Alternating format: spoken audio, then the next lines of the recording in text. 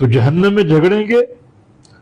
قالوا کہیں گے انکم کنتم تأتوننا عن الیمین، بے شک تم آتے تھے ہمارے پاس یمین سے. یمین کا معنی دایاں ہاتھ، یہ دائیں جانب. یمین قسم کے معنی میں بھی ہے، یمین قسم کے معنی میں بھی.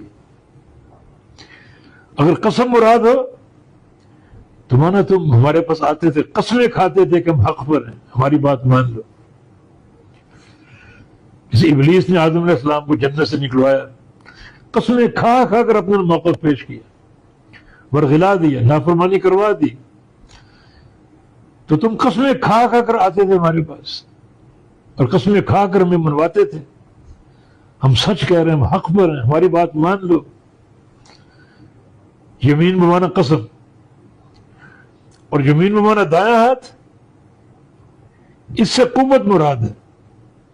دائیں ہاتھ میں قوت زیادہ ہے بائیں ہاتھ کی بنسبت. جو لوگ دائیں ہاتھ سے کام کرتے ہیں ان کا دائیں ہاتھ زیادہ قوی ہوتا ہے، بائیں ہاتھ اس کی بنسبت کمزور ہوتا ہے. تو مراد قوت ہے.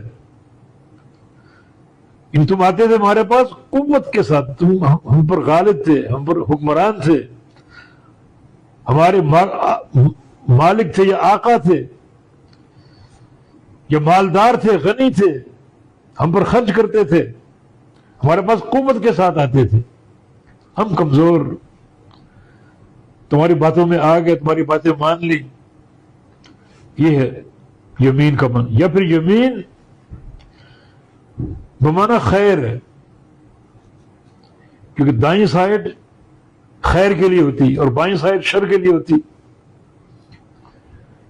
نبی علیہ السلام امور خیر دائیں ہاتھ سے انجام دیتے تھے، امور شر بائیں ہاتھ سے انجام دیتے تھے. امور شر سے مراد جیسے سنجا وغیرہ، جوتا پہننا، اور امور خیر میں بے شمار امور خیر. وضو میں پہلے دائیں سائڈ کو دھونا، دائیں ہاتھ کو دھونا، دائیں بازو کو دھونا، دائیں پاؤں کو دھونا، مسجد میں دایاں پاؤں داخل کرنا جاتے ہوئے، بیت الخلا جاتے ہوئے بایاں پاؤں داخل کرنا. تو امور خیر کے لیے دائیں سائڈ اور امور شر کے لیے بائیں سائڈ. یعنی تم آتے تھے ہمارے پاس خیر کی طرف سے، خیر کی طرف سے. معنی اس کا کیا ہوا کہ جہاں سے خیر آتی ہے ہمیں قبول کرنی چاہیے تھی، تم خیر کی طرف سے آ کر رکاوٹ بن جاتے، خیر ہم تک پہنچ نہیں دیتے، خیر کے راستے میں بیٹھ جاتے اور ہم تک خیر پہنچنے نہیں دیتے.